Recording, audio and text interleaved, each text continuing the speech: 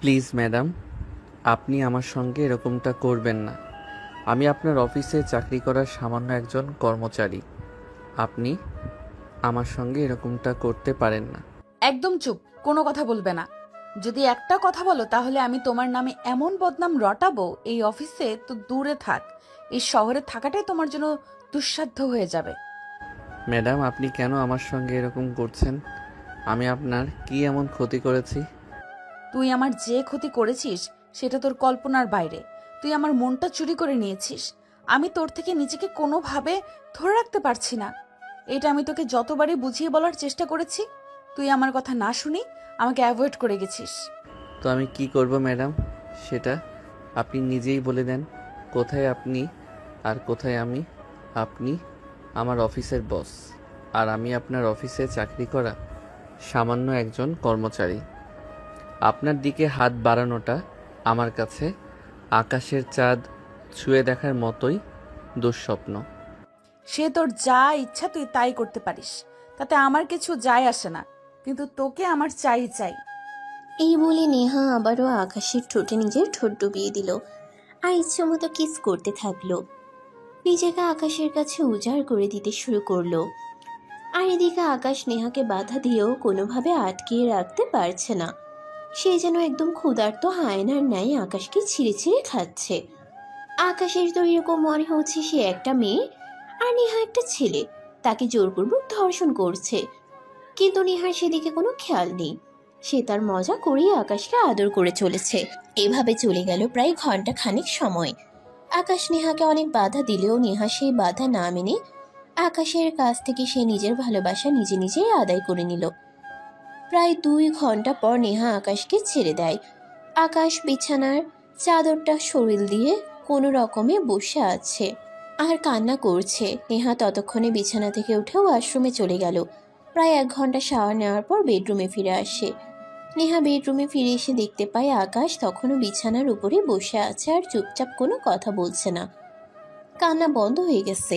নেহা তখন আকাশকে বলতে থাকে, কি ব্যাপার, কি হয়েছে তোমার? তুমি এখানে এভাবে চুপ করে এখনো বসে আছো কেন? ফ্রেশ হবে না? ম্যাডাম, আপনি এটা আমার সঙ্গে কেন করলেন? এর জন্য আমি নিজেকে কোনোদিনও ক্ষমা করতে পারবো না। আপনার এখানে আসাটাই আমার ভুল হয়েছে। দেখো আকাশ, এখন এসব বাজে কথা বন্ধ করো। দেখো আকাশ, এখন এসব বাজে কথা বলা বন্ধ করো। আমার এসব আর ভালো লাগছে না। ভালোবাসি তোমায়, কেন আমার ভালোবাসার মূল্য দিলে না? তাহলে তো আর আজ তোমার সঙ্গে জোর করে আমাকে এসব করতে হতো না। এই বলে নেহা রুম থেকে বের হয়ে ব্যালকনিতে চলে যায় আর নিজের চুল শুকাতে থাকে। শীতের সকালের মিষ্টি রোদ ভালোই লাগছিল। অপরদিকে আকাশ বিছানা থেকে নেমে ওয়াশরুমে চলে যায় ফ্রেশ হওয়ার জন্য। তো ভিউয়ার্স, চলুন জেনে নেওয়া যাক কেউ এমন হয়েছিল আজ। আজ ছিল শুক্রবার, অফিস বন্ধ, কিন্তু অফিসের একটা দরকারি ফাইলে সাইন করানোর জন্য আকাশকে নেহার বাসায় আসতে হয়। নেহা আকাশের অফিসের বসের মেয়ে, অফিসের ভবিষ্যৎ এমডি। এমডি স্যার একটা কাজে দেশের বাইরে গেছেন আর জরুরি একটা ফাইলে সাইন প্রয়োজন। তাই এমডি স্যার ফোন করে আকাশকে বলে নেহাকে দিয়ে সাইন করিয়ে নিতে। সেই জন্যই আজ সকাল 8টার দিকে আকাশ এসেছিল নেহার কাছে ফাইল সাইন করাতে। নেহাদের বাড়িতে কেউ ছিল না, একা একাই ছিল বাড়িতে। সেই সুযোগটাকেই নেহা কাজে লাগায়, কারণ নেহা অনেকদিন ধরেই আকাশকে পছন্দ করত। আজ থেকে 2 বছর আগে আকাশ তখন নেহাদের কোম্পানিতে প্রথম চাকরি নেয়। তখনই নেহা কোনো একটা কারণে তার বাবার অফিসে যায় আর সেখানে সে আকাশকে দেখে। প্রথম দেখাতেই সে আকাশকে ভালোবেসে ফেলে। কিন্তু আকাশ ছিল নিম্ন মধ্যবিত্ত ফ্যামিলি থেকে উঠে আসা সাধারণ এক ছেলে। সে প্রেম ভালোবাসার মতো জিনিসগুলোকেই সবসময় অ্যাভয়েড করে চলেছে। প্রেম ভালোবাসা কখনোই সেভাবে তার জীবনে আসেনি না, যদিও স্কুল কলেজ আর ভার্সিটির লাইফে 95% মেয়েদের ক্রাশ। কিন্তু তারপরেও সে বরাবরই নিজের চরিত্রকে হেফাজত করে গেছে। তার সব সময় একটাই উদ্দেশ্য ছিল, ভালোভাবে পড়াশোনা করতে হবে আর বাবা মায়ের মুখ উজ্জ্বল করতে হবে। পড়াশোনা শেষ করার পর সে সরকারি চাকরির আশায় বসে থাকেনি।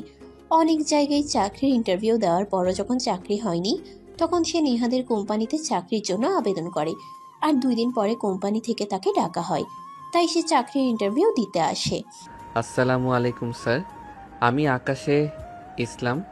আপনাদের কোম্পানিতে ম্যানেজিং ডিপার্টমেন্টে নাকি একজন লোক নিয়োগ দেওয়া হবে, সেটা আমি পত্রিকাতে দেখলাম, আর তাই ওই পোস্টের জন্য আমি আবেদন করতে চাই। হ্যাঁ অবশ্যই, আবেদন তুমি করতেই পারো, কিন্তু তার আগে আমি তোমার সার্টিফিকেটগুলো একবার চেক করে দেখে নিতে চাই। হ্যাঁ, তার অবশ্যই কেন নয়। আমি আপনার অফিসে চাকরি করব, তাই আপনার প্রয়োজন আমার বিষয়ে সব কিছু জানা এবং আমার ব্যাপারে খোঁজ খবর নেওয়া। এই কথা বলে আকাশ এমডি স্যারের দিকে তার সার্টিফিকেটগুলো এগিয়ে দেয়। এমডি স্যার তরকারির সার্টিফিকেটগুলো দেখে তিনি দেখতে পান আকাশ ছোটবেলা থেকেই খুব ভালো স্টুডেন্ট, এমনকি এ পর্যন্ত সকল পরীক্ষায় জিপিএ 5 পেয়ে পাশ করেছে। তাই এমডি স্যার তাকে বলে সে এই পোস্টের জন্য পারফেক্ট, তাই কে চাকরিতে জয়েন হতে বলে পরের দিন থেকেই। খবরটা শুনে আকাশ তো অনেক খুশি হয়। সে মনে মনে আল্লাহকে অনেক ধন্যবাদ দিতে থাকে এভাবে এত সহজে একটা চাকরি পাইয়ে দেওয়ার জন্য। আরও সবচাইতে বেশি খুশি হওয়ার কারণ ছিল আকাশ যেই মাসে কোম্পানিতে জয়েন করে ওই মাস থেকে তার বেতন ছিল 35,000 টাকা, যেটা তার জন্য চাওয়ার চাইতে অনেকটাই বেশি ছিল। তাই সে অফিসের সমস্ত কাজ খুব মনোযোগ সহকারেই করত এবং খুব ভালোবেসে নিজের মনে করে করত।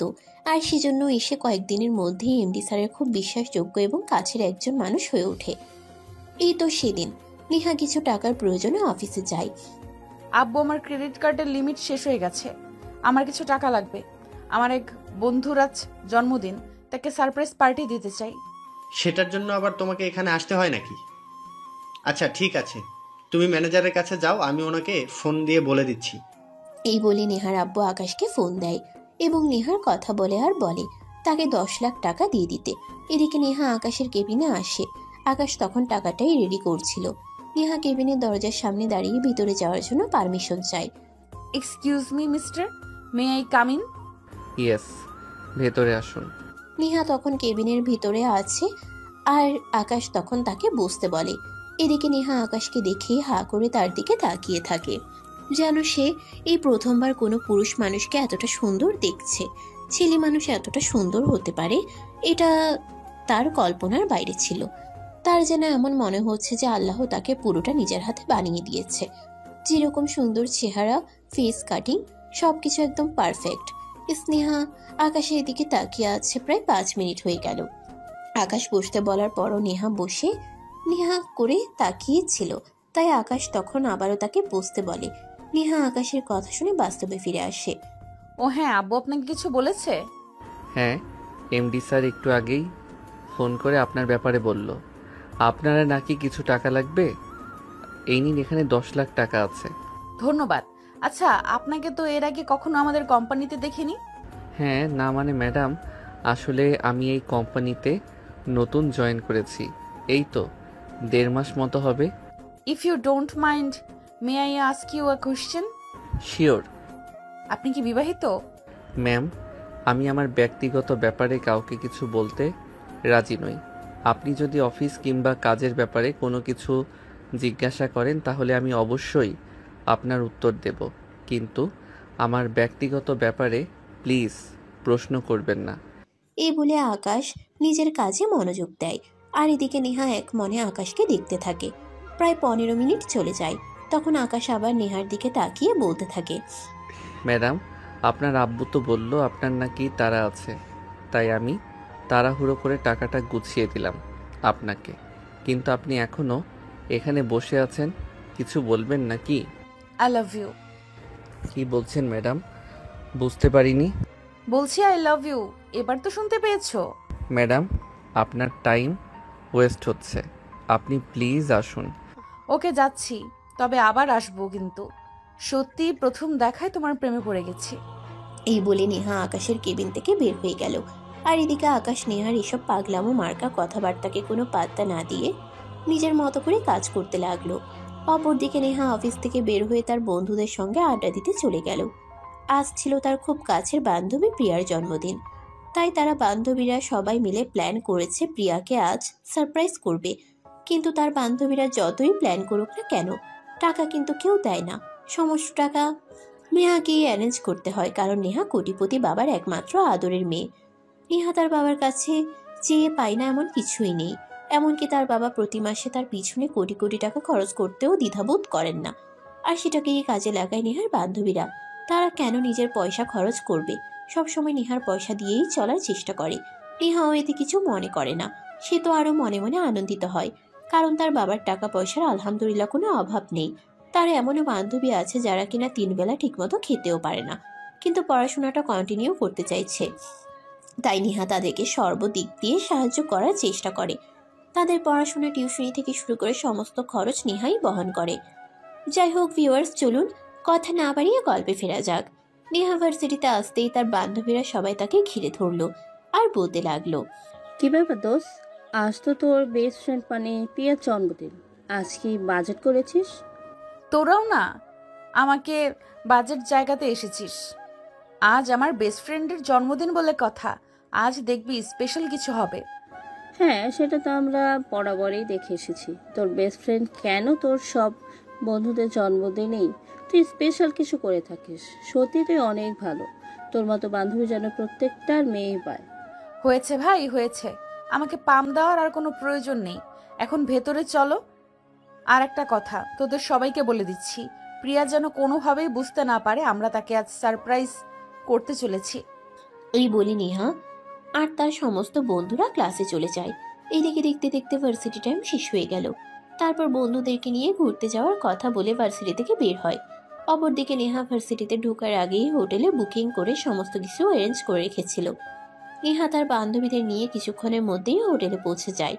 তখনই নেহার বান্ধবী প্রিয়া নেহাকে বলে, কি ব্যাপার দোস্ত, তুই আমাদেরকে এখানে কেন নিয়ে এসেছিস? সবকিছু এত তাড়াহুড়ো করে কেন জানতে হবে তাকে? ভেতরে চল, গেলেই বুঝতে পারবি। এই বলে নেহা সবাইকে নিয়ে ভেতরে চলে গেল। অপরদিকে হোটেলের ম্যানেজার সবকিছু তো আগেই ঠিক করে রেখেছিল, সেটা তো আপনাদেরকে বললামই। হোটেলের কনভেনশন হলে নিয়ে আসছে। প্রিয়া তো একদম সারপ্রাইজ। তার আজ জন্মদিন, সেটা তো নিজেই ভুলে গিয়েছিল সে। তখনই তার সব বন্ধুরা মিলে তাকে উইশ করলো। প্রিয়া অনেক খুশি হয় আর নেহাকে বলতে থাকে, সত্যি দোস্ত, আমি অনেক সারপ্রাইজড। আজ আমার জন্মদিনে এটা আমি নিজেই ভুলে গিয়েছিলাম, কিন্তু তুই ভুলে যাসনি। সত্যি তোর মতো বান্ধবী পাওয়া ভাগ্যের ব্যাপার। আমরা ভাগ্য করে তোকে আমাদের বন্ধু হিসেবে পেয়েছি। ধুর বাল, সব সময় এমন করিস কেন? তুই আমার বেস্ট ফ্রেন্ড, তোর জন্য আমি এইটুকু করতেই পারি। আচ্ছা চল, এখন কেক কাটবি। এই বলে সবাই মিলে কেক কাটতে চলে যায়। কেক কাটা শেষ হলে সবাই মিলে অনেক আনন্দ উল্লাস করে। আর তারপর রাত 10টার দিকে সবাই নিজেদের বাসায় চলে যায়। এইদিকে নেহা বাসায় এসে তার আব্বু রুমে যায় আর তার আব্বুকে বলে, আব্বু, আমাদের অফিসের ম্যানেজিং ডিপার্টমেন্টে যে ছেলেটা এসেছে, ওর ফোন নাম্বারটা একটু দিতে পারবে? হ্যাঁ অবশ্যই, এই নাও, এখানে আকাশ ইসলাম নামে সেভ করা আছে। নেহা তখন তার আব্বুর কাছ থেকে ফোন নাম্বারটা নিয়ে চলে আসে আর তারপর তার রুমে এসে দরজাটা লাগিয়ে দেয়। বিছানায় শুয়ে সঙ্গে সঙ্গে এসে আকাশকে ফোন দেয়। আকাশ তখন অফিস থেকে এসে নিজের জন্য খাবার তৈরি করছিল। তখনই তার ফোনটা বাজতে শুরু করে। সে মোবাইলটা হাতে নিয়ে দেখে একটা অচেনা নাম্বার থেকে ফোন এসেছে। তাই সে ফোনটা রিসিভ করার প্রয়োজন মনে করলো না। প্রায় 10টা মিসড কল হওয়ার পর একটা মেসেজ আসলো। এই ছেলে এত ঢং করো কেন? কখন থেকে ফোন দিচ্ছি, ফোন তুলছো না কেন? প্লিজ ফোনটা একবার তোলো। আকাশ বুঝতে পারে না কে তাকে ফোন করেছে আর কেনই বা এভাবে কথা বলছে, তাই সে ফোন রিসিভ করে না। এভাবে প্রায় 30 থেকে 35টা কল আসলো। আকাশ বিরক্ত হয়েই তখন ফোনটা রিসিভ করলো। ফোন রিসিভ করতেই অপর প্রান্ত থেকে শুনতে পেল, এই কি সমস্যা তোমার? আমি সে কখন থেকে তোমাকে ফোন দিচ্ছি, তুমি আমার ফোন তুলছো না কেন? আজব তো, কে আপনি আর আমার নাম্বারে ফোন করেছেন কেন? আপনাকে তো আমি চিনি না, তাহলে আপনার ফোন রিসিভ করব কেন? আমাকে তোমার চিন্তা হবে না, আমি তোমার ভবিষ্যৎ বউ। এবার তো হয়েছে। এসব আপনি কি বলছেন? আপনার কি মাথা খারাপ হয়ে গেছে নাকি? দয়া করে এসব আজে বাজে কথা বলার জন্য আমাকে ফোন দেবেন না। এই বলে আকাশ ফোনটা কেটে দেয়। আর তারপর বারবার নেহা ফোন দিতেই থাকে, কিন্তু আকাশ আর ফোনটা তোলে না।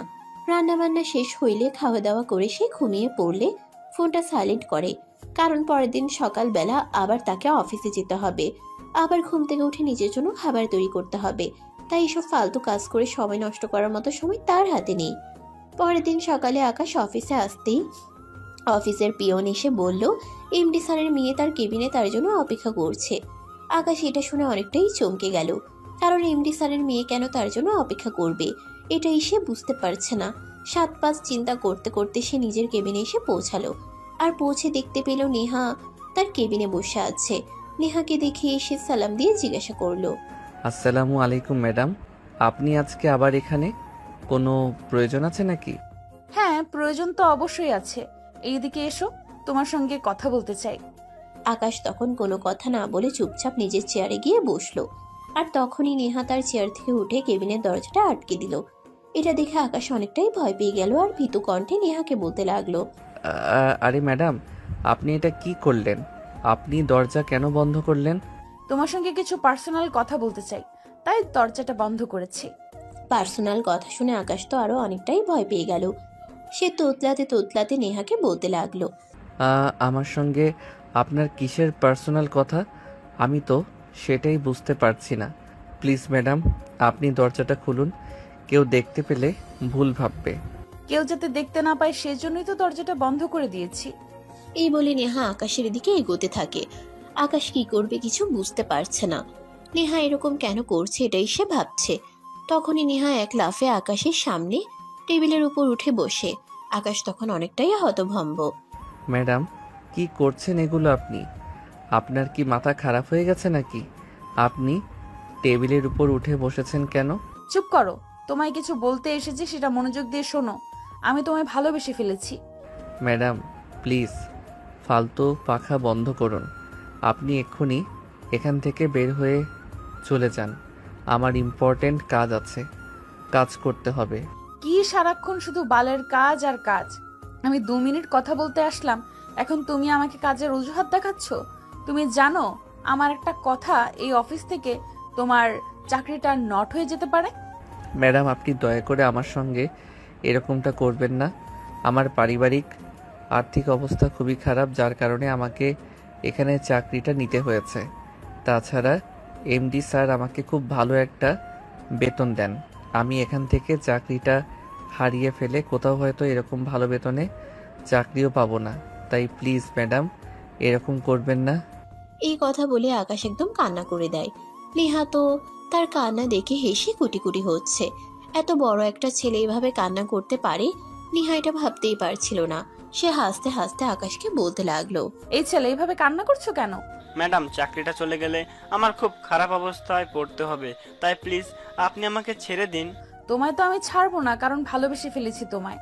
জীবনে কত ছেলে আসলো আর গেল, কাউকে কোনোদিন মনে ধরেনি, আর তোমাকে প্রথম দেখাতেই ভালোবেসে ফেলেছি। আকাশ এই কথাগুলো শুনছিল আর খুব জোরে কান্না করছিল, কারণ সে মনে করছে এই মুহূর্তে যদি অফিসের কেউ চলে আসে আর এগুলো শুনে ফেলে তাহলে তার চাকরিটা চলে যাবে। আর চাকরিটা চলে গেলে তার অবস্থা কি যে খারাপ হবে, এটাই ভাবতে ভাবতে কান্না করছে। বেশ কিছুক্ষণ কান্না করার পর আকাশ কান্না থামিয়ে নেহাকে রিকোয়েস্ট করে বলতে থাকে, নেহা এখান থেকে যেন চলে যায়, আর যা বলেছে বলেছে, ভবিষ্যতে যেন এরকম কিছু না করে। নেহা তখন আকাশকে বলতে থাকে, চলে যাব, তবে ভালো আমাকে বাসতেই হবে। আমি ছাড়া অন্য কোনো মেয়ে জীবনেও কোনোদিন তোমার জীবনে আসতে পারবে না। আর যদি আসে তাহলে তার জীবনটা আমি পুরো নরক বানিয়ে ছেড়ে দেব। এই কথাটা তুমি মাথায় রেখো। আমি নেহা চেয়ে পাইনি এমন জিনিস পৃথিবীতে নেই। এই বলে নেহা কেবিন থেকে বের হয়ে চলে গেল। আর এরপর চলতে থাকে দিনগুলো। নেহা প্রায় সময়ই অফিসে আসতো আর নীলকে তার ভালোবাসার কথা বলতো, কিন্তু আকাশ বরাবরই এই সব কিছু অ্যাভয়েড করে চলতো। আর অনেকের রিকোয়েস্ট করে নেহাকে বলতো নেহা যেন তাকে ছেড়ে দেয় আর এরকম না করে। তার এইসব প্রেম ভালোবাসা করার মতো সময় আর ইচ্ছা কোনোটাই নেই। সে এখন তার ফ্যামিলিকে সবচাইতে বেশি প্রায়োরিটি দিতে চায়। তার ফ্যামিলির মানুষগুলো তাকে অনেক কষ্ট করে লেখাপড়া শিখিয়ে মানুষ করেছে। এমনও দিন গেছে তার বাবা চাল কেনার টাকা দিয়ে তাকে খাতা কলম কিনে দিয়েছে। এখন সময় এসেছে বাবা মাকে একটু সুখ দেওয়ার জন্য, তাই সে বিয়ে করে বাবা মাকে সেই সুখ থেকে বঞ্চিত করতে চায় না। তারপর দেখতে দেখতেই প্রায় 2 বছর সময় চলে যায়। ইতিমধ্যে আকাশ এমডি স্যারের খুব কাছের একজন মানুষ। এমডি স্যার অফিসে না থাকলে সবকিছু আকাশকেই সামলাতে হয়, কারণ এমডি স্যার তাকে এখন এতটাই বিশ্বাস করে কোটি কোটি টাকার সম্পদও তার কাছে রেখে যায় নিশ্চিন্তে। আর সেজন্যই তো এমডি স্যার এবার আকাশের উপর সবকিছু ফেলে রেখে দেশের বাইরে চলে যায়। আর তারপর যা হলো তা তো আপনারা দেখতেই পেলেন। তো ভিউয়ার্স, চলুন এবার বর্তমান সময়ে ফিরে আসি। আকাশ ওয়াশরুম থেকে বের হয়ে এসে নিজের ভেজা চুলগুলো টাওয়াল দিয়ে মুছতে শুরু করে। ঠিক তখনই নেহা রুমে আসা আর আকাশের হাতে একটা টাকার বান্ডিল ধরিয়ে দিয়ে বলে, এই নাও, এখানে পুরো 5 লাখ টাকা আছে। আশা করি টাকাটা তোমার কাজে লাগবে। আকাশ অনেকটাই হতভম্ব হয়ে যায় আর নেহার দিকে তাকিয়ে থাকে। বেশ কিছুক্ষণ পর আকাশ নেহাকে প্রশ্ন করে, কি ব্যাপার ম্যাডাম, আপনি আমাকে এতগুলো টাকা কেন দিলেন? আমি তো সেটাই বুঝতে পারছি না। সবকিছু তোমাকে বুঝতে হবে না। আমি জানি তোমার বাবা অসুস্থ, হার্টের অপারেশন করাতে হবে, তার জন্য এই টাকাটা প্রয়োজন। নিয়ে যাও, কাজে লাগবে। আই এম সরি ম্যাডাম, আমি আপনার টাকাটা নিতে পারলাম না। আমি কারোর দয়ায় বেঁচে থাকতে চাই না। এই বলে নেহার হাত থেকে টাকাটা না নিয়েই আকাশ ওখান থেকে বের হয়ে চলে যায়। পাশে এসে বিছানায় শুয়ে শুয়ে চিন্তা করতে থাকে, এটা তার সঙ্গে কি হয়ে গেল। আজ ফাঁকা বাসায় না যাওয়াটাই সবচেয়ে বেশি ব্যথার ছিল, কিন্তু কি আর করবে, এমডি স্যারের হুকুম বলে কথা, পালন তো করতেই হবে, না হলে তো কোনো উপায় নেই। তাছাড়া যদি সে আজ না যেত তাহলে কয়েক কোটি টাকার অর্ডার ক্যান্সেল হয়ে যেত, আর সেটাও সম্ভব ছিল না। এগুলো চিন্তা করতে করতেই হঠাৎ তার টেবিলের উপর রাখা মোবাইলটা বেজে উঠল। মোবাইলটা হাতে নিয়ে দেখে তার ছোট বোন রিমি তাকে ফোন করেছে। সে ফোনটা রিসিভ করে আর তখনই অপর প্রান্ত থেকে শুনতে পায়, ভাইয়া, আব্বুর শরীরের অবস্থা খুব একটা ভালো নয়। ডক্টর বলেছে 1 সপ্তাহের মধ্যেই অপারেশন করতে হবে, তা না হলে আব্বুকে আর বাঁচানো যাবে না। এখন বল, টাকার কি ব্যবস্থা? আমি তো আমার সবটা দিয়ে চেষ্টা করছি টাকাটা জোগাড় করার, কিন্তু আমি তো কোনোভাবেই পেরে উঠছি না। তাহলে আমি কি করব সেটাই তুই আমাকে বল। আমি তো মাসে মাত্র 40,000 টাকা বেতন পাই। এখন আমি এই 5 লাখ টাকা জোগাড় করব কি করে? তাছাড়া নিজের খরচ, সংসারের খরচ করতে হয়। তারপর মাসে মাত্র 20,000 টাকা রাখতে পারি। তাই বলে কি আমরা আব্বুকে বাঁচাতে পারবো না? এই বলে আকাশের ছোট বোন রিমি কান্না করতে থাকে। এদিকে আকাশ কোনো কিছু ভেবে পাচ্ছে না, তাই ফোনটা কেটে দেয়। সে কি করে এই 5 লাখ টাকা জোগাড় করবে, তার মাথা কোনো কাজ করছে না। অপরদিকে নেহা সেদিনই খোঁজ নিয়ে আকাশের গ্রামের বাড়িতে চলে যায় আর আকাশের আম্মুর সঙ্গে দেখা করে, আর তারপর সবকিছু খুলে বলে। সবকিছু শুনে আকাশের আম্মু নেহাকে বলে, কিন্তু মা, তুমি এত কোটিপতির বাবার একমাত্র আদরের রাজকন্যা, তুমি কেন আমার পুত্রবধূ হতে চাইবে? আর কেনই বা আমাদেরকে এতগুলো টাকা দিয়ে সাহায্য করবে? দেখুন আন্টি, আমি আপনার ছেলেকে পছন্দ করি আর ভালোবাসি। আমি তাকে আমার জীবনসঙ্গী বানাতে চাই। আর যদি তার সঙ্গে আমার বিয়েটা হয়েই যায়, তাহলে তো এই সংসারের অংশীদার আমিও হব, আর আকাশের আব্বু আমার শ্বশুরমশাই হবেন। তাই ওনার চিকিৎসার খরচ দেওয়াটা আমার কর্তব্য। কিন্তু আপু, তারপরেও ভাইয়া যদি এসব কিছু জানতে পারে তাহলে আমাদেরকে খুব বকাবকি করবে, কারণ ভাইয়া কখনো কারো দয়া নিয়ে বেঁচে থাকতে চায় না। রিমি আরো বলতে থাকে, তার ভাইয়া যখন নেহাকে পছন্দই করে না তাহলে বিয়েটা হবে কিভাবে। তখন নেহা রিমি আর তার আম্মুকে উদ্দেশ্য করে বলে, আকাশ যেন কোনোভাবেই এসব কিছু এখন জানতে না পারে। আকাশের আব্বুর অপারেশন হয়ে গেলে আকাশের আব্বু যখন সুস্থ হবে তখন আকাশকে সবকিছু জানালেই হবে। কিন্তু যতক্ষণ পর্যন্ত অপারেশন না হচ্ছে, ততক্ষণ পর্যন্ত আকাশের আব্বু অসুস্থ না হচ্ছে, ততক্ষণ পর্যন্ত আকাশ যেন কোনোভাবেই কোনো কিছু করতে না পারে।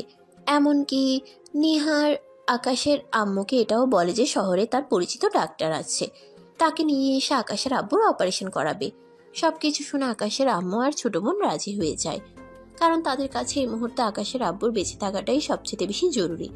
তাই তারা 7-5 চিন্তা না করে নেহার কথাই রাজি হয়ে গেল। সেদিন রাতে নেহা এখানেই রইল, আর পরের দিন সকালবেলা আকাশের আব্বু আর তার আম্মুকে নিয়ে ঢাকার উদ্দেশ্যে রওনা দেয়। সেখানে এসে পৌঁছাতে দুপুর 2টো বেজে যায়, আর তারপর তাদেরকে নিয়ে তার পরিচিত ডাক্তারের কাছে চলে যায়। আসসালামু আলাইকুম আঙ্কেল, কেমন আছেন আপনি?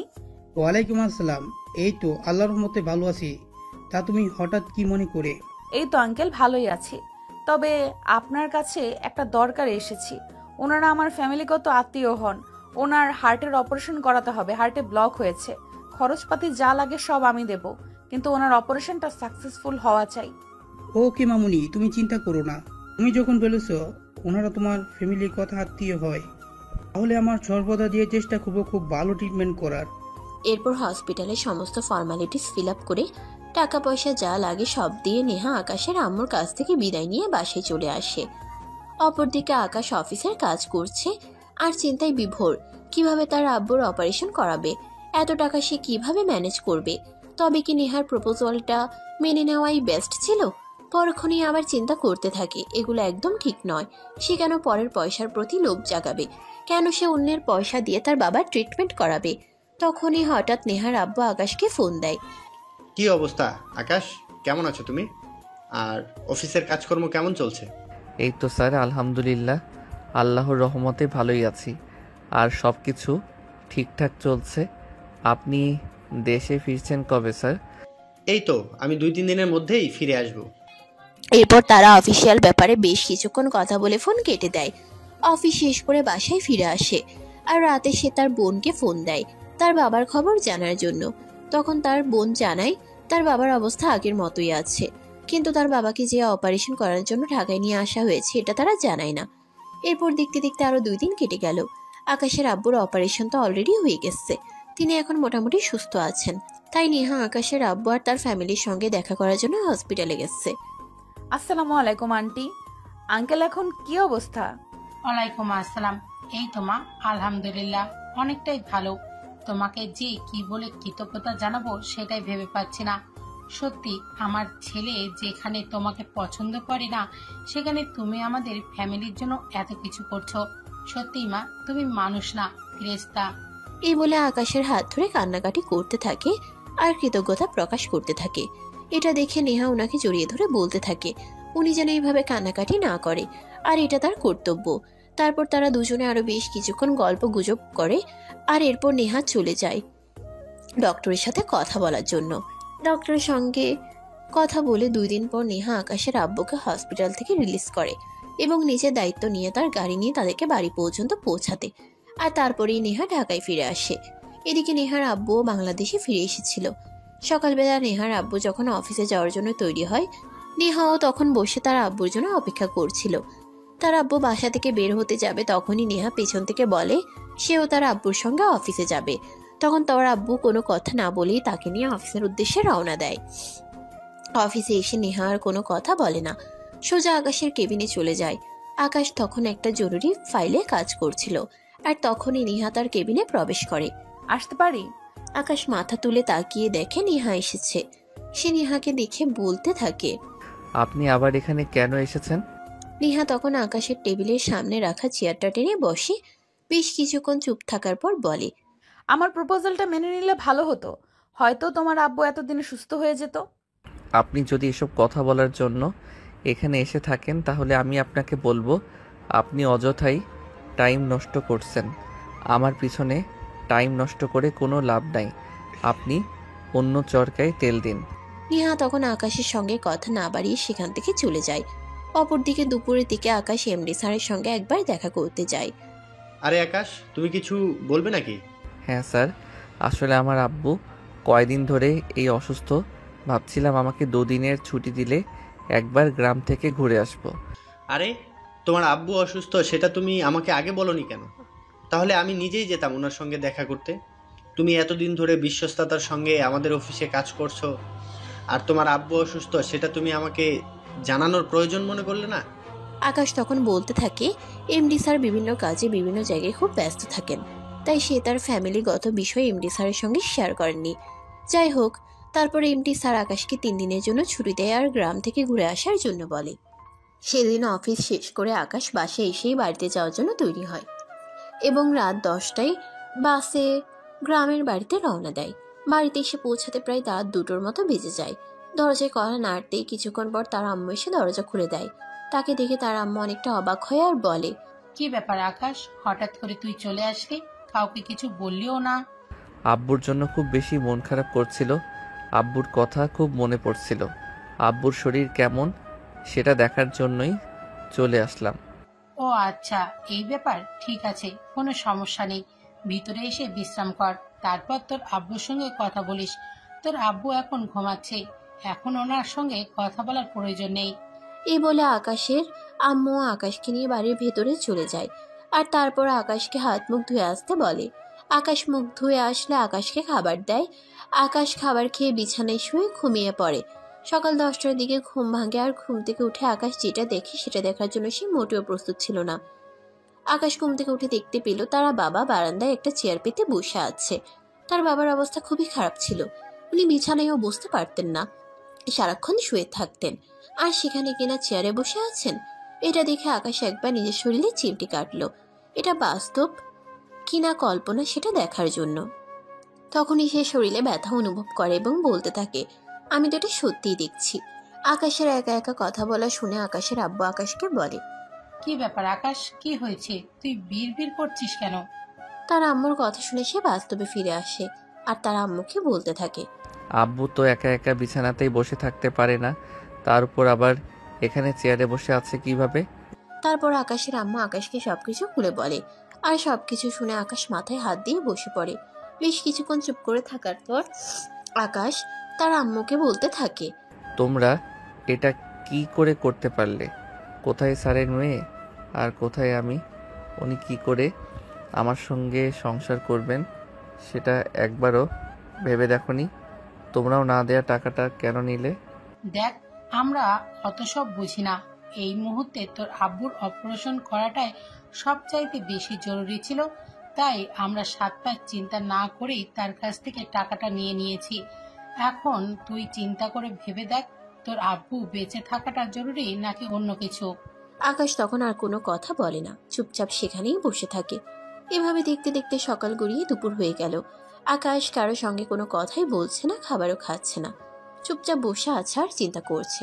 তার ফ্যামিলির মানুষ বলেও কিনা শেষ পর্যন্ত তার সঙ্গে বেমানি করলো। তার সঙ্গে কথা নেই, বার্তা নেই। একটা মেয়েকে কথা দিয়ে দিল যে তার ছেলেকে ওই মেয়েটাকে বিয়ে করবে।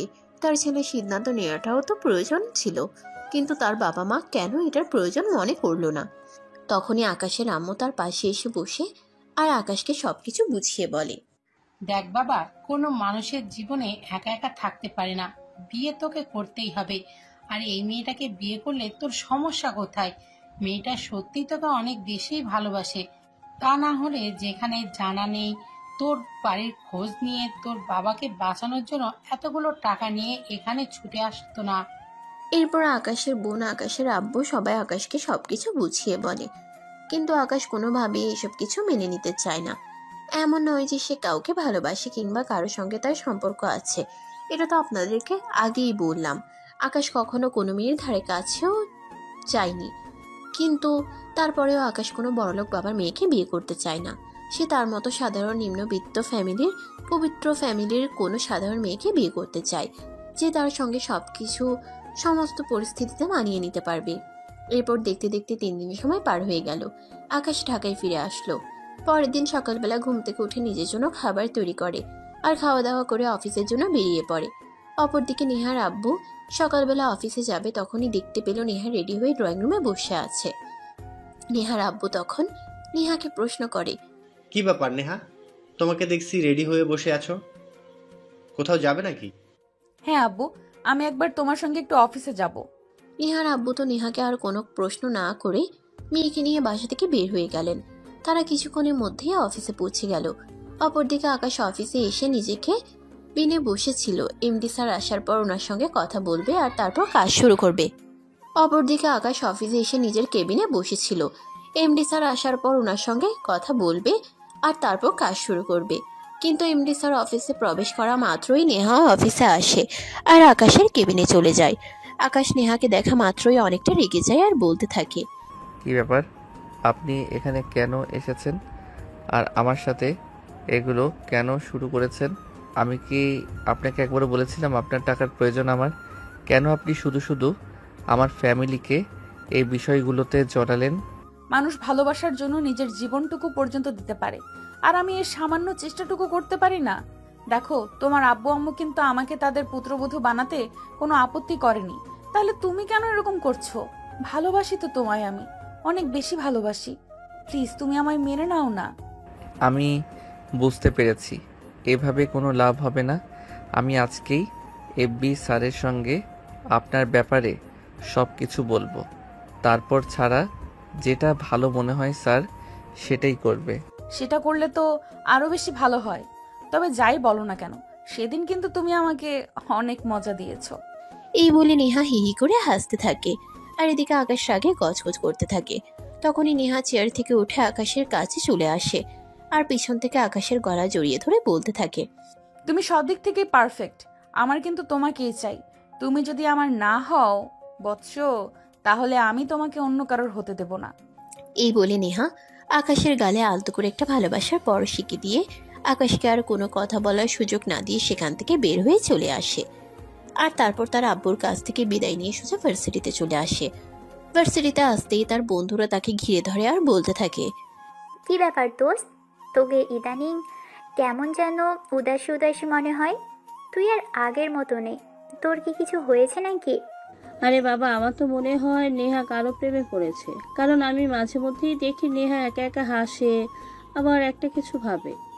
দেখ, এরকম বলিস না। আমার মনে হয় নেহা যদি কখনো প্রেমে পড়তো তাহলে সেটা আমরা বুঝতে পারতাম। তাছাড়া ভার্সিটিতে পড়াশোনা করলে এখন তো প্রেম করতেই পারে, তবে ভার্সিটিতে প্রেম করলে সেটা আমরা নিশ্চয়ই জানতে পারতাম। হ্যাঁ, এটাও তো একদম ঠিক কথাই বলেছিস। আমি তো এই কথাটা কখনো ভেবে দেখিনি। লেখা যদি ভার্সিটিতেই প্রেম করছো তাহলে তো আমরা এটা দেখলেই পেতাম আর বুঝতেও পারতাম। তবে কি নেহা বাইরের কোনো ছেলের সঙ্গে প্রেম করছে নাকি? এভাবেই নেহার বান্ধবীরা নিজেদের মধ্যে কথা কাটাকাটি করতে থাকে, কিন্তু নেহা সেসবের ধারে কাছেও নেই। নেহা তো মনে অন্য চিন্তা নিয়ে ঘুরছে, কি করে সে আকাশকে নিজের ফাঁদে ফেলবে, কিংবা যে কোনো পরিস্থিতিতে তাকে বিয়ে করার জন্য রাজি করাবে। কারণ নেহাকে মন উজাড় করে ভালোবেসে ফেলেছে, তাকে ছাড়া একটা মুহূর্তও কল্পনা করতে পারে না। আর অপরদিকে আকাশ নেহাকে একদম পাত্তা দেয় না। তখনই প্রিয়া আবারও নেহাকে বলে ওঠে, কি ব্যাপার দোস্ত, কিছু তো একটা বল। অন্য কেউ না জানলেও আমি তো তোর বেস্ট ফ্রেন্ড, সেই হিসেবে আমি তো তোর ব্যাপারে সব কিছুই জানতে পারি। বল না, কি হয়েছে তোর? সত্যি রে, আমি একজনকে ভালোবেসে ফেলেছি, কিন্তু সেই মানুষটা আমায় একটুও ভালোবাসে না। আরে ভাই, বলিস কি? তুই কাউকে ভালোবাসিস আর সেই মানুষটা তোকে পাত্তা দেয় না? এটাও বিশ্বাস করতে হবে? এরপর নেহা তার বেস্ট ফ্রেন্ড প্রিয়াকে সবকিছু খুলে বলে। সবকিছু শুনে প্রিয়া নেহাকে বলে, আরে ভাই, এরকমটাও তো হতে পারে নাকি? তোর মতো মেয়েকে কোনো ছেলে অ্যাভয়েড করে থাকতে পারে? ঠিক আছে, কোনো ব্যাপার না, আমি ট্রাই করে দেখছি। কারণ আমার মনে হয় ছেলেটা অন্য কাউকে ভালোবাসে। যদি অন্য কাউকে ভালো না বাসতো তাহলে তোর মতো মেয়েকে অ্যাভয়েড করার কারণটা কি? তোকে পেলে তো রাজকন্যা আর রাজদূত দুটো একসঙ্গে পেয়ে যাবে। এই বলে প্রিয়া, নেহা আর তিশা তিনজনে একসঙ্গে বসে প্ল্যান করতে থাকে কিভাবে আকাশকে নেহার সঙ্গে সম্পর্কে যেতে রাজি করানো যায়। এভাবেই চলতে থাকে তাদের আড্ডার মুহূর্ত। অপরদিকে নেহা চলে আসার পর আকাশ এমডি স্যারের সঙ্গে দেখা করতে যায়। এমডি স্যার কখন ফোনে কারোর সঙ্গে কথা বলছিলেন, তাই আকাশ দরজার বাইরে দাঁড়িয়ে অপেক্ষা করতে থাকে। এমডি স্যারের ফোনে কথা বলা শেষ হলেই এমডি স্যারের চোখ বুজে তাকিয়ে দেখেন আকাশ কেবিনের সামনে দাঁড়িয়ে আছে। তখন উনি আকাশকে ডাক দিয়ে ভিতরে আসতে বলেন। কি ব্যাপার আকাশ, কি করছো তুমি? আমার কেবিনের বাইরে দাঁড়িয়ে আছো কেন? স্যার, আপনার সঙ্গে একটু দরকারি কথা বলার আছে, কিন্তু আপনি তো ফোনে কারোর সঙ্গে কথা বলছেন না, তাই ওয়েট করছিলাম। এমডি স্যার তখন আকাশকে ধমক দিয়ে বলে, আকাশ এমডি স্যারের কেবিনে আসবে, তাহলে কেন তাকে কৈফিয়ত নিতে হবে। এই বলে তিনি আকাশকে ভিতরে এসে বসতে বলেন। আর তারপর জিজ্ঞেস করেন, কি হয়েছে আকাশ, কোনো ব্যাপারে কথা বলতে চাই? তখনই আকাশ বলতে শুরু করে নেহার ব্যাপারে। দেখুন স্যার, আমার মনে হয় আপনার মেয়ের মেন্টালি কিছু প্রবলেম আছে। আপনি কিছু মনে করবেন না। আপনার মেয়ের কর্মকাণ্ড দেখে আমি এগুলো বলতে বাধ্য হলাম।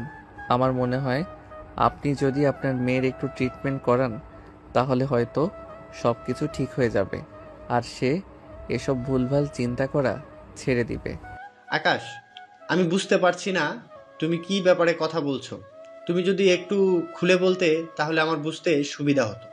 এরপর বিগত কয়েকদিন ধরে ঘটে যাওয়া সমস্ত ঘটনা আকাশ এমডি স্যারকে খুলে বলে। সবকিছু শুনে এমডি স্যার তো একদম অবাকে চূড়ান্ত সীমানায় পৌঁছে যায় আর আকাশকে বলে, তুমি তো খুব ভাগ্যবান পুরুষ বলা যায়, যেখানে আমার মেয়ে স্কুল, কলেজ আর ভার্সিটি লাইফে কোনো ছেলেকে পাত্তাই দেয় না, সেখানে তোমাকে কিনা সে নিজেই বলেছে সে তোমাকে ভালোবাসে। তুমি তাহলে তাকে অ্যাভয়েড কেন করছো? কেন নিজের করে নিচ্ছ না? আকাশ তখন এমডি স্যারকে বলে সে নেহাকে কোনোদিনও নিজের করে নিতে পারবে না, কারণ সে নিম্ন মধ্যবিত্ত ফ্যামিলির একজন ছেলে, আর নেহা কোটিপতি বাবার আদরের রাজকন্যা। সে নেহাকে তার যথাযথ মূল্যায়ন করতে পারবে না। এই কথা শুনে এমডি স্যার বলে, তুমি পারবে, তোমার উপর আমার ভরসা আছে। তুমি এই কয়েক বছর ধরে আমার কোম্পানিতে আছো, তোমার উপর এতটুকু বিশ্বাস আর ভরসা আমার জন্ম নিয়েছে যে তুমি আমার মেয়েকে ভালো রাখতে পারবে। তাছাড়া আকাশের জন্য আমি আমার মেয়ের ব্যাপারে খুবই চিন্তিত ছিলাম, কিন্তু এখন যেহেতু আমার মেয়ে তোমাকে ভালোবাসে তাই অনেকটা নিশ্চিত হলাম। নেহা ম্যাডামের সঙ্গে সঙ্গে দেখছি আপনারও মাথা খারাপ হয়ে গেছে। এসব কি করে বলছেন আপনারা? তখন এমডি স্যার পরিষ্কার জানিয়ে দেয় নেহা যখন আকাশকে পছন্দ করেছে তখন নেহার বিয়ে আকাশের সঙ্গেই হবে। আর এই কথা শোনার পর আকাশ এমডি স্যারকে বলে যদি এরকমটাই তারা সিদ্ধান্ত নিয়ে থাকে তাহলে পরের দিন থেকে আকাশ আর অফিসে আসবে না। এই কথা শুনে এমডি স্যার বলে একদম নয়, এরকমটা কখনোই হবে না। তুমি যখন আমার কোম্পানিতে চাকরি নিয়েছিলে তখন তুমি কি বলেছিলে আর কেমন এগ্রিমেন্ট পেপারে সাইন করেছিলে সেটা কি তোমার মনে নেই? তুমি আমার কোম্পানিতে যতদিন থাকবে ততদিন আমার কোম্পানিতে চাকরি করবে, আর যদি তুমি চাকরি ছেড়ে চলে যাও তাহলে তোমাকে আমার কোম্পানির 2 বছরের প্রফিট জরিমানা করতে হবে। আকাশ তখন বলে তখন তো সে এই কথাটা বলেছিল শুধুমাত্র চাকরিটা হওয়ার জন্য, তাই বলে কি এখন এটাই বাস্তবায়ন হবে? তারা সবাই মিলে আকাশের সঙ্গে এগুলো কি শুরু করেছে। আকাশ অনেকটা রেগে যায় এবং মনে কষ্ট পায়, তাই সে এমডি স্যারের সঙ্গে আর কোনো কথা না বলে নিজের কেবিনে চলে যায়। অপরদিকে নেহা আর তার আব্বু পরিকল্পনা করেই পরের দিন নেহার বান্ধবী প্রিয়াকে আকাশের অ্যাসিস্ট্যান্ট হিসেবে জয়েন করানো হয়। সকাল 8টা বাজতে না বাজতেই প্রিয়া অফিসে চলে আসে। আকাশ কেবিনে এসে দেখতে পায় প্রিয়া তার কেবিনে দাঁড়িয়ে আছে। প্রিয়াকে দেখে সে অনেকটাই অবাক হয় আর বলে এক্সকিউজ মি, কে আপনি আর আমার কেবিনে কেন এসেছেন? তখন এমডি স্যার আকাশের কেবিনে আসে আর এমডি স্যার আকাশকে বলে প্রিয়া আকাশের পার্সোনাল অ্যাসিস্ট্যান্ট। এটা যদি আকাশ বলতে থাকে তার তো এই মুহূর্তে কোনো অ্যাসিস্ট্যান্টের প্রয়োজন নেই, সে তো নিজের সমস্ত কাজ নিজেই করতে পারে, তাহলে কেন অযথা এই মেয়েটাকে রাখা হয়েছে? এই কথা শুনে এমডি স্যার বলে দেখো, এই কোম্পানিটা তো আমার, তাই এই কোম্পানিতে কোনটা ভালো হবে আর কোনটা খারাপ হবে সেটা তোমার চাইতে আমি খুব ভালো বুঝি, তাই না? এই কথা শুনে আকাশ আর কোনো কথাই বলল না। এমডি স্যার বের হয়ে গেল। তখনই প্রিয়া বলতে লাগলো হাই হ্যান্ডসাম, আমি প্রিয়া। এই যে ম্যাডাম, ভদ্র ভাষায় কথা বলুন। আপনি হ্যান্ডসাম কাকে বলছেন? আমি আপনার স্যার হই, আমাকে স্যার বলে ডাকবেন। কিন্তু সুইটহার্ট, তোমাকে দেখে তো আমি প্রেমে পড়ে গিয়েছি। আমি যে তোমাকে আমার বাসার স্যার বানাতে চাই। You just stupid. এসব কি বলছেন আপনি? আপনার মতো পার্সোনাল অ্যাসিস্ট্যান্ট আমার প্রয়োজন নেই, আপনি বের হয়ে যান। এসব আপনি কি বলছেন? আপনার কি মাথা খারাপ হয়ে গেছে নাকি? একটু আগে এমডি স্যার কি বলে গেল, আপনি কি শুনতে পাননি নাকি? এই অফিসে এমডি স্যার নিয়মেই চলবে, আপনার নিয়মে না। আকাশ তখন চুপ করে বসে থাকে আর নিজেকে শান্ত করার চেষ্টা করে। অপরদিকে প্রিয়া তখনই আকাশের একদম কাছাকাছি গিয়ে দাঁড়িয়ে বলতে থাকে may I help you? No. এই বলে আকাশ কম্পিউটার অন করে নিজের কাজ করতে থাকে। আর এদিকে প্রিয়া প্রায় 1 ঘন্টা যাবৎ আকাশের একদম শরীর ঘেঁষে দাঁড়িয়ে আছে। আকাশের এগুলো একদম ভালো লাগছে না, কিন্তু তারপরেও কিছু করার নেই। এগুলো দেখে আকাশের খুব মেজাজ খারাপ হচ্ছে, কিন্তু কি করবে? সকাল 10টার কাছাকাছি বাজে। তখনই প্রিয়া ক্যান্টিন থেকে আকাশ আর প্রিয়ার জন্য 2টো কফি নিয়ে আসে। কেবিনে এসে একটা আকাশের দিকে বাড়িয়ে দেয় আর একটাতে নিজেই চুমুক দেয়। আপনাকে কে কফি আনতে বলেছে? আমি কি আপনাকে একবারও বলেছি যে আমি কফি খাবো? আমার জন্য কফি নিয়ে আসুন। ও মা, এসব কি বলছেন আপনি? আপনাকে বলতে হবে কেন? আমি আপনার পার্সোনাল অ্যাসিস্ট্যান্ট। আপনার ব্যক্তিগত সমস্ত ব্যাপারে নিজে থেকে খোঁজ খবর রাখা আমার দায়িত্ব। আমার মনে হয়েছে এখন আপনার 1 কাপ কফি খাওয়া প্রয়োজন, তাই তো আমি নিয়ে এসেছি। প্লিজ এই নিন। এই বলে প্রিয়া আকাশের দিকে আবার কফির মগটা এগিয়ে দেয়। আকাশ তখন অনেকটা বিরক্ত হয়ে কফিটা নিজের হাতে নেয় আর ফ্লোরে ছুঁড়ে মারে। তখনই মগটা ভেঙে যায় আর একটা শব্দ হয়। শব্দ শুনে এমডি স্যার নিজের কেবিন থেকে বের হয়ে আকাশের কেবিনে আসে আর ফ্লোরে ভাঙা কফির মগটা পড়ে থাকতে দেখে বলে এইসব কি আকাশ? আকাশ তখন রাগে কটমট করতে থাকে। তার চোখগুলো যেন একদম লাল হয়ে গেছে, সে কোনো কথাই বলতে পারছে না। তখনই পাশ থেকে প্রিয়া বলতে থাকে স্যার দেখুন না, আপনি যা বলেছেন আমি যেন ওনার সমস্ত ব্যাপারে খোঁজ খবর রাখি আর ওনার সেবা করি। তাই তো আমি আমাদের দুজনের জন্য 2 কাপ কফি নিয়ে এসেছিলাম। একটা আমি খাচ্ছি আর একটা ওনাকে দিলাম। অমনি উনি এটা ফ্লোরে ছুঁড়ে ফেলে দিলেন। তখনই এমডি স্যার প্রিয়াকে থামিয়ে দিলেন। আর নিজেই বলতে লাগলেন, সরি, আমি বুঝতে পেরেছি, তোমাকে আর কিছুই বলতে হবে না। আকাশ, তোমাকে আমি শেষবারের মতো বলে দিচ্ছি, এটা তোমার লাস্ট ওয়ার্নিং। নিজেকে শুধরে নাও, তা না হলে কিন্তু তোমার জন্য খুব খারাপ হবে। বের হয়ে চলে গেল। আর এদিকে আকাশ মনে মনে ভাবতে লাগলো, কি হচ্ছে এসব তার সঙ্গে? কেনই বা এমডি স্যার তার সঙ্গে এমন আচরণ করছে? এমডি স্যার তো কখনোই তার সঙ্গে এমন আচরণ করে না, বা সবসময় নিজের ছেলের মতো স্নেহ করতেন। আর কোনো কাজ বুঝতে না পারলে তাকে তিনি এটা একবারের জায়গায় 10 বার বুঝিয়ে দিতেন। কিন্তু হঠাৎ কি করে এমন হলো? তখনই আকাশের মনে পড়লো নেহার কথা।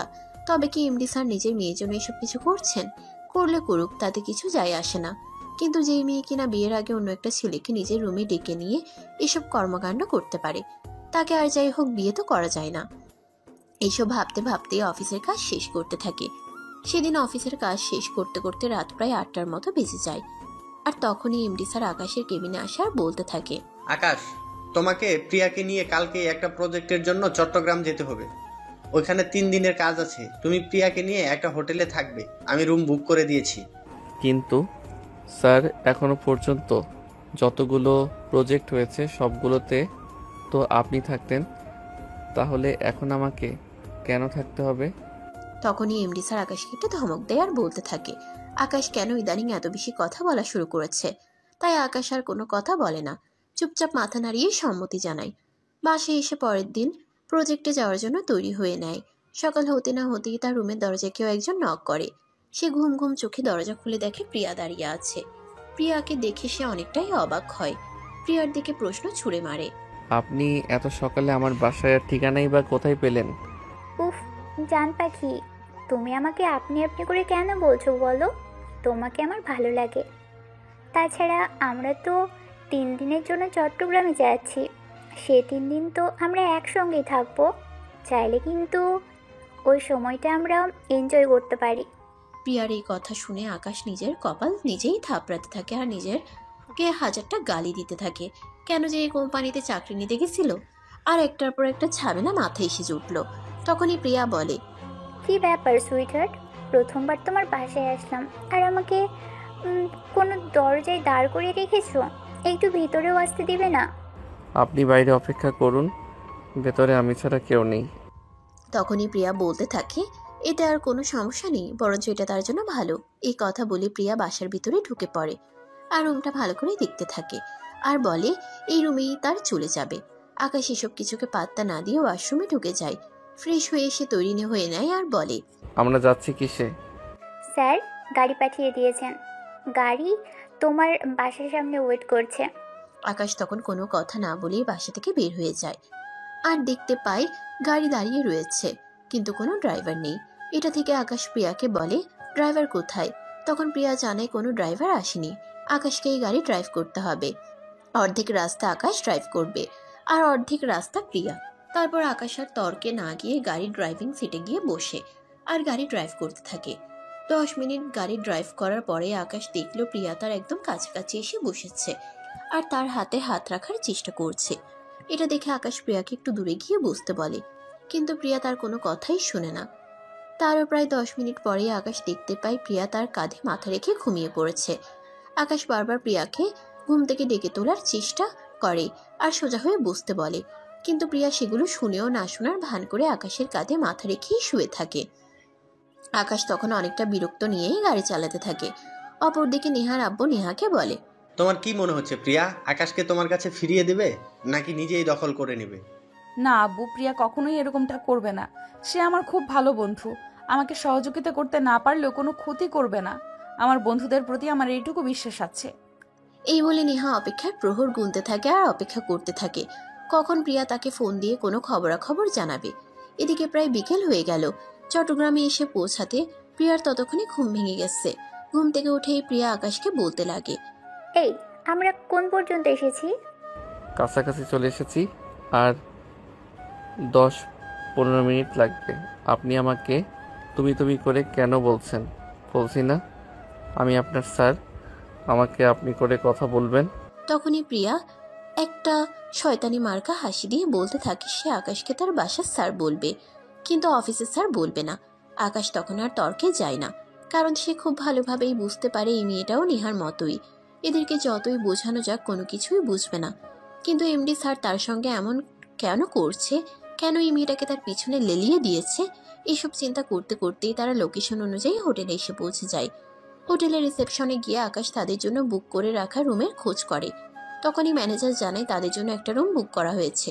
এটা শুনে আকাশ বলতে থাকে, এসব আপনি কি বলছেন? আমরা দুজন মানুষ একটা রুমে কি করে থাকবো? সেটা আমি কি করে বলবো? তাছাড়া যিনি রুম বুক করেছেন তিনি তো বলেছেন আপনারা হাজব্যান্ড ওয়াইফ। তখন আকাশের আর বুঝতে বাকি রইল না এমডি স্যার এই সব কিছু জেনে শুনেই তার সঙ্গে করছে। কেননা আকাশ নেহার সঙ্গে সম্পর্কে জড়াতে রাজি হয় নাই। আকাশ তখন ম্যানেজারের সঙ্গে বলে, দেখুন, আমাদের একটা রুমে হবে না, আমাদের জন্য অন্য একটা রুমের ব্যবস্থা করুন। প্রয়োজন হলে রুমের বিল আমি দিব। আমি খুবই দুঃখিত স্যার, আমি আপনাদের জন্য আরেকটা রুমের ব্যবস্থা করতে পারলাম না, কারণ হোটেলে সবগুলো রুম বুক করা হয়ে গেছে, কোনো রুম খালি নেই। আরে আলাদা রুমের কি দরকার আছে? আমরা দুজন এক রুমেই থাকতে পারবো। ম্যানেজার সাহেব, আপনি কোনো চিন্তা করবেন না। এই বলে প্রিয়া ম্যানেজারের কাছ থেকে রুমের চাবি নিয়ে আকাশকে টানতে টানতে রুমে নিয়ে আসে। রুমে এসেই প্রিয়া আকাশকে বলতে লাগে, তুমি এরকম কেন গো? আমার মতো সুন্দরী একটা মেয়ের সঙ্গে 3 রাত এক রুমে থাকার সুযোগ পাচ্ছ, তারপরেও সেটা হাতছাড়া করতে চাইছো? দেখুন, আপনি যেটা মনে মনে চিন্তা করছেন সেটা অলরেডি অন্য একজনকে দিয়ে দিয়েছি, আর আমার কাছে এখন কিছুই নেই। তাতে কি হয়েছে? তোমার শরীরটা তো আছে, আমার তাতেই চলে যাবে। এই বলে প্রিয়া একটু মুচকে হাসি দিয়ে ওয়াশরুমে ঢুকে যায়। প্রায় 1 ঘন্টা ধরে শাওয়ার নেয় আর তারপর বের হয়ে আসে। প্রিয়া যখন ওয়াশরুম থেকে বের হয় তখন তার শরীরে একটা মাত্র টাওয়াল পেঁচানো ছিল। আর এদিকে আকাশ তখন রুমে বসে ফেসবুক স্ক্রল করছিল। তখনই হঠাৎ তার চোখ পড়ে যায় প্রিয়ার উপরে। সে তখন দৌড়ে রুম থেকে বের হয়ে বাইরে চলে যেতে চাইলে প্রিয়া তাকে টান দিয়ে বিছানার উপর ফেলে দেয় আর সঙ্গে সঙ্গেই দরজাটা বন্ধ করে দেয়। এটা দেখে আকাশ বলতে থাকে, এই কি করছেন আপনি? আপনার একটু লজ্জা করছে না বসের সামনে এসব করছেন? আপনি এখনই নিজে কাপড় চোপড় ঠিক করুন আর আমাকে রুম থেকে বের হয়ে যেতে দিন। যদি আমি যেতে না দিই তাহলে কি করবে বলো শুনি? দেখুন, আপনাকে আমি রিকোয়েস্ট করে বলছি, আপনি দয়া করে আমার সঙ্গে এরকমটা করবেন না। আপনাকে তো আমি আগেই বলে দিয়েছি, আমার মন প্রাণ সব কিছুই আমি একজনকে দিয়ে দিয়েছি। আমি একজনকে ভালোবাসি। তুমি সেটা বললেই আমাকে বিশ্বাস করতে হবে? আমি খোঁজ নিয়ে জেনেছি কোনো মেয়ের সঙ্গে তোমার কোনো সম্পর্ক নেই, আর তুমি বিয়েও করনি, তাই তোমাকে আমার করে পেতে কোনো বাধা নেই। আকাশ তখন আর এইসব কিছু সহ্য করতে না পেরে প্রিয়াকে বলেই ফেলে সে নেহাকে ভালোবাসে। এই কথা শুনে প্রিয়া বলতে থাকে, আপনি এটা বলবেন আর আমি বিশ্বাস করে নেব? আপনি ভাবলেন কি করে এমডি স্যারের মেয়ে আপনাকে ভালোবাসবে এটা আমাকে বিশ্বাস করতে হবে? আপনি সম্পূর্ণ মিথ্যা কথা বলছেন। আমার কথা বিশ্বাস না হলে আপনি নিজেই অ্যান্ডি স্যারের মেয়েকে জিজ্ঞাসা করে নিন। তার সঙ্গে শুধু আমার বিয়েটা বাদে সব কিছুই হয়ে আছে। প্রিয়া তখন মনে মনে অনেকটাই আশ্বস্ত হয় আর আকাশকে বলতে থাকে, আকাশ যখন প্রিয়াকে ভালোবাসে তাহলে সে কেন এই কথা প্রিয়াকে বলে না। আকাশ তখন প্রিয়ার কথার কোনো উত্তর দেয় না, চুপচাপ রুম থেকে বের হয়ে যায়। আর এদিকে প্রিয়া নিজের পোশাক ঠিক করে নেয় আর রুমের দরজাটা লাগিয়ে দিয়ে সঙ্গে সঙ্গে নেহাকে ফোন করে আর তারপর সবকিছু নেহাকে খুলে বলে। সবকিছু শুনে নেহা প্রিয়াকে বলে, মানুষটাকে পাওয়ার জন্য আমি এত কিছু করছি, আর এই মানুষটা আমাকে কাছে টেনে নেওয়ার জন্য একটু চেষ্টাও করছে না। তবে সে আমাকে ভালোবাসে এই কথাটা তোর সঙ্গে স্বীকার করেছে, এটা শুনে অনেক খুশি হলাম। আচ্ছা, তারপরও তুই তোর কাজ চালিয়ে যা। ওকে দোস্ত, ঠিক আছে, কোনো সমস্যা নেই, তুই কোনো চিন্তা করিস না। তুই আমার বেস্ট ফ্রেন্ড, তোর জন্য আমি সব কিছুই করতে পারি। অতঃপর দুজনে কথা বলা শেষ করে আর এদিকে প্রিয়া বিছানায় শুয়ে ঘুমিয়ে পড়ে। অনেকটা পথে জার্নি করে এসেছে, তাই তার শরীর খুব ক্লান্ত লাগছে। তাছাড়া এমনিতেও প্রিয়া অনেক ঘুম পাগল। একটা মেয়ে এসে যখনই সময় পায় তখনই ঘুমায়। এদিকে দেখতে দেখতে রাত 10টা বেজে যায়। আকাশ হোটেলে ফিরে আসে না, তাই প্রিয়া আকাশকে ফোন করতে থাকে। প্রায় 10-12টা কল দেওয়ার পর আকাশ প্রিয়ার কল রিসিভ করে। কল রিসিভ করতেই প্রিয়া আকাশকে বলতে থাকে, কি ব্যাপার? তোমাকে আমি সে কখন থেকে ফোন করছি, তুমি আমার ফোন তুলছো না কেন? ঘুমিয়ে পড়েছিলাম তাই কল ধরতে পারিনি। আর আপনাকে না বলেছি আপনি আমাকে তুমি করে বলবেন না, আপনি করে বলবেন। সেসব কথা পরে হবে। আপনি ঘুমিয়ে পড়েছেন মানে? কোথায় ঘুমিয়ে পড়েছেন? আমি অন্য একটা হোটেলের রুম বুক করেছি আর ওখানেই আছি। আপনার সঙ্গে এক রুমে থাকা আমার পক্ষে পসিবল নয়, কারণ আমি একটা যুবক ছেলে আর আপনি একটা যুবতী মেয়ে, তাই আপনার সঙ্গে এক রুমে আমি থাকতে পারবো না। এই বলে আকাশ ফোনটা কেটে দেয়। আর পরের দিন সকালে যথাসময়ে প্রিয়ার সঙ্গে দেখা করতে আসে। আর তারপরেও প্রিয়াকে নিয়ে প্রজেক্টের কাজে চলে যায়। এরপর 3 দিন ঠিক এভাবেই কেটেছিল। প্রিয়া আর আকাশ আলাদা আলাদা হোটেল রুমে থাকতো। চট্টগ্রামের প্রজেক্ট শেষ হওয়ার পর আকাশ আর প্রিয়া দুজনেই ঢাকায় ফিরে আসে। দুজনে গাড়িতে করে চট্টগ্রাম থেকে ঢাকায় আসছে। তখনই প্রিয়া আকাশকে বলে, আকাশ, তুমি তোমার পরীক্ষায় পাশ করেছ। আমি তোমাকে ভালোবাসতে কিংবা তোমাকে বিয়ে করতে আসিনি। আমি তোমাকে ছোট্ট একটা পরীক্ষা করতে এসেছিলাম। প্রিয়ার এমন কথায় আকাশ অনেকটাই অবাক হয় আর প্রিয়াকে বলতে থাকে, মানে আমি আপনার কথার কোনো কিছুই বুঝতে পারলাম না। আপনি আমাকে কি পরীক্ষা করতে আসবেন? আমি যতদূর জানি আপনি আমার পার্সোনাল অ্যাসিস্ট্যান্ট হয়ে এসেছেন। প্রিয়া তখন সবকিছুই খুলে বলে। সবকিছু শুনে আকাশ তো একদম অবাকের চূড়ান্ত সীমানায় পৌঁছে যায় আর ভাবতে থাকে, একটা মানুষ নিজের ভালোবাসাকে পাওয়ার জন্য এত কিছু করতে পারে। যদি নেহা আকাশকে পাওয়ার জন্য এত কিছু করতে পারে, তাহলে আকাশ কেন এভাবে তার ভালোবাসাকে উপেক্ষা করছে? কারোর ভালোবাসাকে উপেক্ষা করাটা তো ঠিক নয়। তাই আকাশ মনে মনে সিদ্ধান্ত নেয় আর নেহাকে কষ্ট দিবে না, আর নেহাকে এভাবে অপেক্ষা করাবে না। নেহা তাকে পাওয়ার জন্য এত কিছু করলো, তাই সেও মনে মনে চিন্তা করলো নেহাকেও একটু বাজিয়ে দেখে নিতে হবে। নেহা আকাশের সঙ্গে মানিয়ে নিতে পারবে কিনা, আদৌ আকাশের সঙ্গে থাকতে পারবে কিনা। তাই পরের দিন অফিসে আসলে আকাশ এমডি স্যারের সঙ্গে দেখা করতে চায়। স্যার, আমি আপনার মেয়েকে বিয়ে করতে চাই। আলহামদুলিল্লাহ, মাশাআল্লাহ, অনেক সুন্দর সিদ্ধান্ত। তবে স্যার, আমার একটা কথা আছে। আমি শুধুমাত্র একটা শর্তেই আপনার মেয়েকে বিয়ে করব। এই কথা শুনে এমডি স্যার জানতে চায় আকাশের কি এমন শর্ত যে শর্তের বিনিময়ে আকাশ নেহাকে বিয়ে করবে। তখন আকাশ এমডি স্যারকে জানায় এটা সে নেহার সঙ্গেই বলবে, এবং নেহা যদি এই শর্তে রাজি হয় তাহলে সে কিছুদিনের মধ্যেই নেহাকে বিয়ে করে তার ঘরে তুলবে। কিন্তু নেহা যদি রাজি না হয় তাহলে নেহাকে ভুলে যেতে হবে আকাশের ব্যাপারে। আকাশকে সে আর কোনোদিন বিরক্ত করতে পারবে না। এমডি স্যার তাড়াতাড়ি রাজি হয় এবং নেহার সঙ্গে কথা বলার ব্যবস্থা করে দেয়। আকাশ নেহার রুমে বসে আছে। নেহা আকাশকে বলে, বলো তাহলে কি তোমার শর্ত? তোমাকে পাওয়ার জন্য আমি সব শর্ত তোমাদের শুনতে রাজি আছি। দেখো, আমার ছোট্ট একটা শর্ত। যদি তুমি সেই শর্তে রাজি থাকো তাহলে তুমি আমাকে সারা জীবনের জন্য পাবে। এরপর আকাশ বলতে থাকে নেহা যদি সত্যি আকাশকে সত্যি সত্যি ভালোবাসে তাহলে নেহা তার বাবার অট্টালিকা ছেড়ে আকাশের হাত ধরে আকাশের ছোট্ট কুড়েঘরে চলে যেতে হবে, এবং বিয়ের পর তার বাবার কোনো সম্পত্তির উপর কোনো অধিকার দেখাতে পারবে না। ইভেন আকাশ যে টাকা বেতন পায় সেই টাকা দিয়েই পুরো সংসার চালাতে হবে। নেহা নিজের হাত খরচের জন্য মাসে লাখ লাখ টাকা পাবে না। আকাশ যে 40,000 টাকা বেতন পায় সেটা দিয়ে হাত খরচ থেকে শুরু করে সংসার করা এবং সবকিছু চালাতে হবে। বিলাসবহুল জীবনযাপন একদম চলবে না। আকাশের এমন কথা শুনে বেশ কিছুক্ষণ চুপ করে থাকে নেহা, আর তারপর আকাশকে বলতে থাকে, ঠিক আছে, আমি তোমার প্রস্তাবে রাজি। তোমাকে পাওয়ার জন্য আমাকে যাই কিছু করতে হোক না কেন আমি তাই করব, কিন্তু তারপরও আমার তোমাকেই লাগবে। আমি তোমাকে ছাড়া অন্য কিছুই চাই না। ভালো করে ভেবে দেখো নেহা, বিয়েটা পুরো জীবনের ব্যাপার। জীবনটা কিন্তু পুতুল খেলা নয়। আজ ভালো লাগলো খেললাম, আর কাল ভালো লাগলো না খেলবো না, সব কিছু ছুঁড়ে ফেলে দেবো, এরকমটা কিন্তু নয়। নেহা তখন আকাশকে পরিষ্কার করে জানিয়ে দেয় সে সব রকম পরিস্থিতিতে মানিয়ে নিতে পারবে, শুধু তার পাশে আকাশ থাকলেই চলবে। এরপর তার আর কোনো কিছুরই প্রয়োজন নেই, কারণ জীবনে ভালোবাসা থাকলে গাছতলাতেও সুখে থাকা যায়, আর ভালোবাসা না থাকলে রাজপ্রাসাদেও ভালো থাকা যায় না। সব কথা শুনে আকাশ নেহাকে বিয়ে করতে রাজি হয়ে যায়। সেদিন রাতেই আকাশ তার বাড়িতে ফোন করে আর তার আম্মুকে বলে, আম্মু, আমি তোমাদের কথাই রাজি। তুই সত্যি বলছিস বাবা? তুই সত্যি সত্যি নেহাকে বিয়ে করবি? আমার মনে হয় নেহা আমাকে সত্যি সত্যি ভালোবাসে, তাই তার ভালোবাসাকে উপেক্ষা করা ঠিক হচ্ছে না। তাই আমি সিদ্ধান্ত নিয়েছি নেহাকে আমি বিয়ে করব।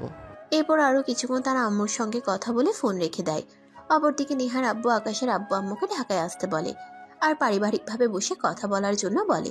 তাই আকাশের আব্বু আম্মু ঢাকায় চলে আসে আর নেহার আব্বুর সঙ্গে কথা বলে।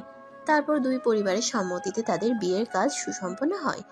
আজকেই তাদের বিয়ের কাজ শেষ হয়েছে। নেহাকে আকাশ তার ভাড়া বাসায় নিয়ে এসেছে আকাশের ছোট বোন আকাশ আর নেহার জন্য সুন্দর করে বাসর ঘর সাজিয়ে দিয়েছে। নেহা বাসর ঘরে বসে অপেক্ষা করছে। রাত আনুমানিক তখন 11:30টার মতো বাজে। আকাশের ছোট বোন আকাশকে রুমে পৌঁছে দেয় আর বাহির থেকে দরজাটা আটকে দেয়। আকাশ রুমে আসতেই নেহা বিছানা থেকে নেমে আকাশকে সালাম করতে যায়। তখনই আকাশ নেহাকে আটকে দেয় আর নেহার হাত দুটো ধরে টেনে দাঁড় করায় আর তারপর বলতে থাকে, ভালোবাসার মানুষের স্থান পায়ে নয়, ভালোবাসার মানুষের স্থান সব সময় বুকে হয়। আমার হয়তো এখনও তোমার প্রতি ভালোবাসাটা সেভাবে জন্মায়নি, কিন্তু তুমি তো আমাকে ভালোবাসো, তাহলে তুমি আমাকে পাঠিয়ে সালাম কেন করবে? ভালোবাসায় আমার বুকের মধ্যে জায়গা করে নেবে, যাতে আমিও তোমায় খুব বেশি ভালোবাসতে বাধ্য হই। এই বলে আকাশ নেহাকে তার কপালে আলতো করে একটা ভালোবাসার পরশ শিখে দিয়ে নিজের বুকের সঙ্গে মিশিয়ে নেয়। নেহাও তার বুকে মাথা রেখে সুখের স্বপ্ন বুনতে শুরু করে। দুজন দুজনকে জড়িয়ে ধরে আছে প্রায় 5 মিনিট হলো। তখনই নেহা বলতে থাকে, কি ব্যাপার, এইভাবে আমাকে জড়িয়ে ধরে রাখবে সারাক্ষণ, নাকি একটু ভালোবাসাও খেতে দেবে? না, একদমই নয়। তোমার ভালোবাসা তো তুমি আগেই আদায় করে নিয়েছ। এখন যাও, তাড়াতাড়ি ফ্রেশ হয়ে ওযু করে এসো। দুজনে 2 রাকাত নফল নামাজ পড়ব আর আল্লাহর কাছে শুকরিয়া জ্ঞাপন করব। নেহা তখন আর কোনো কথা না বলে চুপচাপ ওয়াশরুমে ঢুকে যায় আর তারপর ফ্রেশ হয়ে ওযু করে আসে।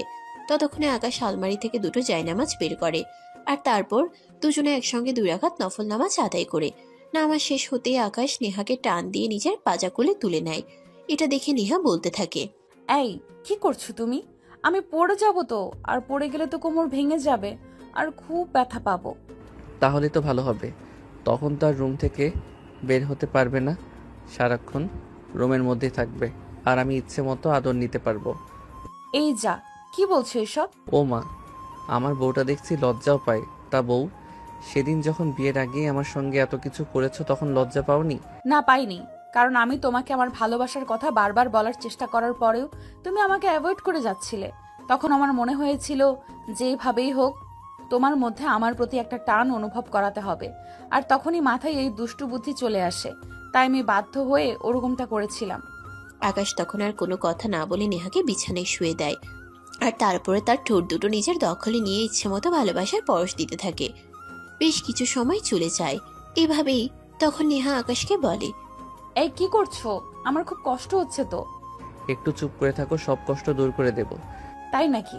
তাহলে সেদিন আমার সঙ্গে এরকম করেছিলে কেন? সেদিন তো তুমি আমার কেউ ছিলে না, আর আজ তুমি আমার বিয়ে করা বউ। আমার সম্পূর্ণ ভালোবাসা পাওয়ার অধিকার তোমার রয়েছে। তাহলে দেরি করছো কেন? কথাটা বলতেই আকাশ আর এক মুহূর্তও দেরি না করে নেহাকে তার সম্পূর্ণ ভালোবাসা উজাড় করে দিতে থাকে। অপরদিকে নেহাও আকাশের সঙ্গে রেসপন্স করতে থাকে। এভাবে প্রায় 2 ঘন্টা ধরে চলতে থাকে তাদের প্রেমময় মুহূর্ত। তাদের ভালোবাসার আদান প্রদান পর্ব শেষ হলে দুজন দুজনকে জড়িয়ে ধরে ঘুমিয়ে পড়ে। পরের দিন সকালবেলা আকাশ ঘুম থেকে উঠে নেহাকে ডাকতে থাকে ফজরের নামাজ পড়ার জন্য। নেহা, ঘুম থেকে উঠে ফ্রেশ হয়ে আসো, দুজনে ফজরের নামাজ পড়বো। দেখো না তো আমায়, আমি এত সকালে ঘুম থেকে উঠতে পারি না। তখনই আকাশ বিছানা থেকে নেহাকে কোলে তুলে নেয়। নেহা তখন আকাশকে কিছু বলতে যাবে, তার আগেই আকাশ নেহার ঠোঁট দুটো নিজের দখলে নিয়ে কিস করতে থাকে। আর নেহা যেন কোনো কথা বলতে না পারে তাই তার ঠোঁটে নিজের দখলেই রাখে। নেহাকে নিয়ে একদম ওয়াশরুমে চলে যায় আর তারপর দুজনে একসঙ্গে ফ্রেশ হয়ে উজু করে বাইরে আসে। ফজরের নামাজ পড়া শেষ হতে না হতেই নেহা আবার বিছানায় গিয়ে ঘুমিয়ে পড়ে। এদিকে আকাশ ফজরের নামাজের পর আর সবার জন্য সকালে নাস্তা তৈরি করে। নাস্তা বানানো শেষ হলে সবাইকে ঘুম থেকে ডেকে তোলে আর তারপর সবাই মিলে একসঙ্গে নাস্তা শেষ করে। এরপর দেখতে দেখতে 3 দিন চলে গেল। আকাশের ফ্যামিলির সবাই গ্রামের বাড়িতে চলে গেছে। অপরদিকে আকাশ প্রতিদিনকার মতো সকালবেলা ঘুম থেকে উঠে নাস্তা বানায়, কারণ নেহা সকালবেলা ঘুম থেকে উঠতেই পারে না। আকাশ নাস্তা রেডি করে নিজেই খেয়ে নেয় আর তারপর নেহাকে ঘুম থেকে ডেকে তুলে নাস্তা করে নিতে বলে আর সে অফিসের জন্য বের হয়ে যায়। এভাবেই চলতে থাকে তাদের দিনগুলো। দেখতে দেখতে প্রায় 1 বছর সময় চলে যায়। আকাশ অফিস থেকে কিছুদিনের জন্য ছুটি নিয়েছে। নেহাকে নিয়ে গ্রামের বাড়িতে ঘুরতে এসেছে। বিকেলবেলা সবাই মিলে উঠোনে বসে আড্ডা দিচ্ছে। তখনই আকাশের আম্মু নেহাকে বলে, বৌমা, বছর তো ঘুরে গেল, এখনো তো কোনো সুখবর পেলাম না। আকাশের আম্মুর কথায় আকাশ অনেকটা লজ্জা পেলেও নেহা কিন্তু একটুও লজ্জা পায়নি। সে তার শাশুড়িকে নিজের বন্ধুর মতোই মনে করে, তাই সে তার শাশুড়ি আম্মুকে বলে, সুখবর তো আর আম্মু এমনি এমনি আসবে না। আপনার ছেলেকে তো বলছি, বিয়ের তো বছর পেরিয়ে গেছে, এবার তো একটা বাচ্চা কাচ্চা নেওয়া উচিত। কারণ আমাদের যুগে অনেক মেয়েরাই এরকম আছে যারা লাইফ এনজয় করতে গিয়ে জীবনের সবচাইতে বড় সুখটাকে মিস করে ফেলে। মেয়েদের জীবনের সবচাইতে বড় সুখ হলো তার সন্তান, কিন্তু আপনার ছেলেকে এটা বোঝাতেই পারি না। নেহা, থামবে তুমি? থাকবে কেন? বজ্জাত মার্কা ছেলে। নেহা যা বলছে একদম ঠিকই বলেছে। নেহা তো কোনো ভুল কথা বলেনি। তুই তো সবকিছু ভুলে যাচ্ছিস। আমি কোনো কথা শুনতে চাই না বৌমা। আগামী 1 বছরের মধ্যেই আমি যদি নাতি নাতনির মুখ দেখতে না পাই, তাহলে আমি ভুলে যাব আমার কোনো ছেলে সন্তান আছে। আম্মু, এসব তুমি কি বলছো? আমার একটা ছোট বোন আছে, সে এখনো পড়াশোনা শেষ করেনি।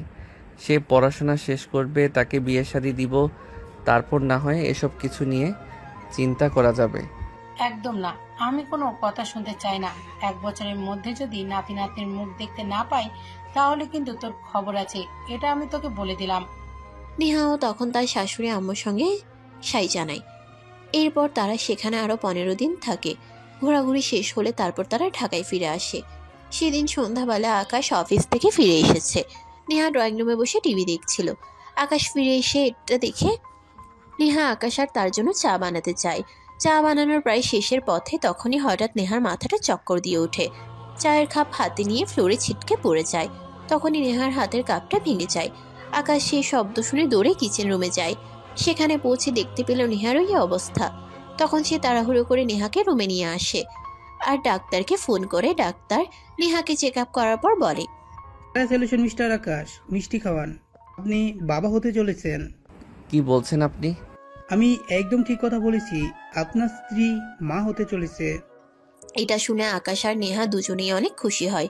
আকাশ ডাক্তারকে তার ফি দিয়ে বাসা থেকে বিদায় করে দেয় আর তখনই রুমের দরজাটা লাগিয়ে দিয়ে নেহার কাছে চলে আসে। নেহার পাশে তার হাত ধরে বসে, তারপর বলতে থাকে, জানো নেহা, আজ আমার কতটা খুশি লাগছে সেটা আমি তোমাকে বলে বোঝাতে পারবো না। ও মা, তোমার আবার কি হলো যে এত খুশি লাগছে? তখনই আকাশ বলতে থাকে, বাবা হওয়ার চাইতে খুশির খবর পৃথিবীতে আর কিছুই নেই। আকাশ তখনই সঙ্গে সঙ্গে তার শ্বশুর এবং তার বাবা মাকে এই খুশির খবরটা জানায়। সবাই তো এটা শুনে খুব বেশি খুশি হয়। এদিকে নেহা মা হতে চলেছে এই খবর শুনে আকাশের আম্মুও পরের দিন ঢাকায় চলে আসে, কারণ নেহার এখন অনেক বিশ্রামের প্রয়োজন। তাছাড়া নেহা একা একা বাসায় থাকে। আকাশ সারাদিন অফিসে থাকে, তাই নেহার দেখাশোনা করার জন্য বাসায় কেউ থাকে না। এই মুহূর্তে নেহার পাশে সারাক্ষণ একজন মানুষের প্রয়োজন। কখন কি হয় না হয় তার তো কোনো ঠিক ঠিকানা নেই। এভাবেই চলতে থাকে দিনগুলো। দেখতে দেখতে 9 মাস পেরিয়ে গেল। এদিকে নেহার শরীরের অবস্থা খুব একটা ভালো নয়, তাই আকাশ তার আম্মুর পাশাপাশি বাসায় একজন নার্স রেখেছে নেহাকে সার্বক্ষণিক দেখাশোনা করার জন্য। ডেলিভারি ডেট করে এসেছে আর মাত্র কিছুদিন বাকি। নেহার শরীরের অবস্থা যেহেতু ভালো নয়, তাই সবাই নেহাকে নিয়ে অনেক চিন্তিত, কি হয় না হয়। অপরদিকে আকাশ ডাক্তারের সঙ্গে কথা বলে রেখেছে যে কোনো সময় নেহার কোনো কিছু হলেই যাতে জরুরি স্টেপ নেওয়া যায়। সেদিন আকাশ অফিসের কাজ করছিল, তখনই হঠাৎ তার বাসা থেকে একটা ফোন পায়। অবস্থা খুব একটা ভালো নয়, তার প্রচন্ড মাথা ব্যথা হচ্ছে। আকাশ তখনই নেহাকে তাড়াতাড়ি করে হসপিটালে নেওয়ার কথা বলে আর সে অফিস থেকে বের হয়ে হসপিটালে চলে যায়। হসপিটালে নেওয়ার পর ডাক্তার কিছু টেস্ট করতে বলে। টেস্টের রিপোর্ট আসলে আকাশ সেগুলো ডাক্তারকে দেখায় আর তখনই ডাক্তার আকাশকে বলে, মিস্টার আকাশ, আপনাকে সরাসরি বলি, আপনার কাছে তো কোনো কিছু লুকিয়ে লাভ নেই। আপনার রোগীর অবস্থা খুবই একটা ভালো নয়। দুজনকে বাঁচাতে পারবো না, হয় মা বাঁচবেন না হয়তো সন্তান। আপনি বলুন আপনার কোনটা লাগবে। দেখুন, এভাবে বলবেন না। আমার স্ত্রী এবং আমার সন্তান কারোরই কিছু হলে আমি মেনে নিতে পারবো না। আমি দুজনকে সমান ভালোবাসি, আমার দুজনকেই লাগবে। আপনারা সর্বোচ্চ চেষ্টা করুন দুজনকে বাঁচাতে। টাকা যা লাগে চিন্তা করবেন না, প্রয়োজন হলে আমি আমার শরীরের রক্ত বিক্রি করে টাকা দিব, কিন্তু আমি আমার প্রিয় জিনিসগুলোর কোনো একটাও হারাতে পারবো না। আচ্ছা ঠিক আছে, আপনি কোনো চিন্তা করবেন না, আমরা যথাসাধ্য চেষ্টা করব দুজনকে বাঁচিয়ে রাখার। তারপর সবকিছু আল্লাহর হাতে। আল্লাহ চাইলে আমরা দুজনকে সুস্থ অবস্থায় পৃথিবীর আলো দেখাতে পারবো। আপনি আল্লাহর কাছে প্রার্থনা করুন আমরা যেন সফল হতে পারি। এরপর নেহার অপারেশনের ব্যবস্থা হলো। প্রায় 2 ঘন্টা ধরে ডাক্তার অপারেশন থিয়েটারে। আকাশ, তার ফ্যামিলির লোকজন আর নেহার আব্বু সবাই অপারেশন থিয়েটারের বাইরে দাঁড়িয়ে আছে। আকাশ কান্না করছে আর বারবার আল্লাহর কাছে বলছে তার প্রিয় জিনিসগুলোর কোনো একটারও যেন তার জীবন থেকে হারিয়ে না যায়। তখনই তার শ্বশুর তার মাথায় হাত রেখে বলতে থাকে, চিন্তা করো না আকাশ, তোমার ভালোবাসার জিনিসগুলো তোমার জীবন থেকে হারিয়ে যাবে না। আল্লাহ পাক আছেন তো, আল্লাহ কাউকে নিরাশ করেন না। তুমি তার কাছে দোয়া করো, সে তোমাকে ফিরিয়ে দেবে না। এতক্ষণ আকাশ চুপি চুপি কান্না করলেও তার শ্বশুরের এই কথাগুলো শুনে সে চিৎকার দিয়ে কান্না করতে থাকে আর বলতে থাকে, আব্বু, আমি আর ঠিক থাকতে পারছি না। ডাক্তারে বলা কথাগুলো আমার কানে বাজতেছে। আমি দুজন থেকে একজনকে হারিয়ে ফেললেও বেঁচে থাকতে পারবো না। আল্লাহর কাছে দোয়া করো, আল্লাহ যেন দুইজনকে সুস্থ অবস্থায় আমাদের কাছে ফিরিয়ে দেন। এই বলে সবাই আল্লাহ আল্লাহ জপ করতে থাকে। এদিকে আকাশের কান্না যেন থামছেই না। প্রায় 2.5 ঘন্টা পর ডাক্তার ওটি থেকে বের হয়ে আসে। আকাশ দেখা মাত্রই দৌড়ে ডাক্তারের কাছে চলে যায় আর বলতে থাকে, ডাক্তার, কি খবর? আমার স্ত্রী আর সন্তান দুজনেই ভালো আছে তো? আলহামদুলিল্লাহ, দুজনেই ভালো আছে। অনেক চেষ্টা করে দুজনকে বাঁচিয়ে রাখতে পেরেছি। আপনি মনে হয় আল্লাহর খাস বান্দা, আপনার দোয়া কবুল করেছে। আলহামদুলিল্লাহ, আল্লাহর কাছে অনেক শুক্রিয়া। আল্লাহ, তোমাকে অনেক ধন্যবাদ। আমার জীবনের দুজন গুরুত্বপূর্ণ মানুষকে তুমি বাঁচিয়ে রেখেছো। এরপর ডাক্তারকে আকাশ বলে এই মুহূর্তে সে নিহার সঙ্গে দেখা করতে পারবে কিনা। তখন ডাক্তার জানে এই মুহূর্তে নিহার সঙ্গে দেখা করা সম্ভব নয়, কারণ অনেকটার উপর অপারেশন করা হয়েছে। নিহার অবস্থা এখন খুব একটা ভালো নয়, তাই আগামী 24 ঘন্টা পার হওয়া পর্যন্ত বাচ্চা এবং মা দুজনকেই আইসিইউতে রাখতে হবে। এ বলে ডাক্তার চলে যায়। আর এদিকে নিহা এবং বাচ্চাকে আইসিইউতে নিয়ে রাখা হয়। 24 ঘন্টা তাদেরকে আইসিইউতে রাখার পর কেবিনে শিফট করা হয়। সে পুরোটা সময় আকাশ আইসিইউর বাইরে এক পায়ে দাঁড়িয়েছিল। সবাই তাকে অনেকবার একটু বিশ্রাম নেওয়ার কথা বললেও সে কারোর কোনো কথাই শোনে না, বরঞ্চ কেউ তাকে কোনো কিছু বললে সে বলতো, আমার জান পাখিটা আইসিইউর ভিতরে রয়েছে, কখন কি হয় জানি না। যতক্ষণ পর্যন্ত আমার জান পাখিটাকে একটু জড়িয়ে ধরতে না পারবো ততক্ষণ পর্যন্ত আমার মনে শান্তি লাগবে না। আমি কোনো কিছুই করতে পারবো না। এই বলে সেখানেই দাঁড়িয়ে থাকে। এদিকে পরের দিন নেহাকে কেবিনে শিফট করা মাত্রই আকাশ দৌড়ে নেহার কাছে চলে যায়। আকাশের এমন অবস্থা দেখে নেহা বলতে থাকে, কি ব্যাপার, তোমার এই অবস্থা কেন? আমার জানটা আইসিইউ এর ভিতরে, তাহলে আমি কেমনে থাকবো? এত ভালোবাসো আমায়, যদি আমার কিছু হয়ে যেত? কথাটি শেষ করার আগে আকাশ নেহার মুখ চেপে ধরে আর বলতে থাকে, তোকে একদম এসব কথা বলবে না। তোমার কিছু হয়ে গেলে আমি কাকে নিয়ে বেঁচে থাকবো? তুমি আমার জান, তুমি আমার কলিজা। তোমাকে হারিয়ে বেঁচে থাকা আমার পক্ষে সম্ভব নয়। তুমি বিহীন জীবন মৃত্যুর চেয়েও ভয়ানক। এই বলে আকাশ নেহার হাতটা ধরে নেহার হাতে চুমু খায়। তখনই নার্স নেহার বাবুকে নিয়ে আসে। আকাশ তার বাবুকে কোলে নেয়। তাদের একটা ফুটফুটে ছেলে সন্তানের জন্ম হয়েছে। আকাশ তার ছেলেকে কোলে নিয়ে আদর করতে থাকে। এটা দেখে নেহা অভিমানী স্বরে বলতে থাকে, তুমি তো এখন তোমার সমস্ত ভালোবাসা তোমার ছেলেকেই দিবে, তুমি তো আর এখন আমাকে ভালোই বাসবে না। নেহার এরকম অভিমানী কথা শুনে আকাশ বলতে থাকে, দূর পাগলি, তোমাকে কে বলেছে এই কথা? তোমরা দুজন আমার জীবনের দুটো অংশ। তবে আমার জান পাখিটাকে আমি একটু বেশি ভালোবাসি, কারণ আমার জান পাখিটা আমার জীবনে না আসলে এরকম একটা রাজপুত্র আমি পেতাম না। কি বলে আকাশ নেহাকে জড়িয়ে ধরে, তার কপালে আলতো করে একটা ভালোবাসার পরশ এঁকে দেয়। এভাবেই শুরু হয় তাদের জীবনে নতুন একটা গল্প। গল্পটা আপনাদের কাছে কেমন লেগেছে নিশ্চয়ই ছোট একটা কমেন্টে জানাবেন। আপনাদের ছোট্ট একটা কমেন্ট আমাদেরকে নতুন নতুন ভালোবাসার গল্প লিখতে উৎসাহিত করে। সবাই ভালো থাকবেন, সুস্থ থাকবেন। দেখা হবে আবারও নতুন কোনো ভালোবাসার গল্পে। সে পর্যন্ত সবাই অপেক্ষায় থাকুন।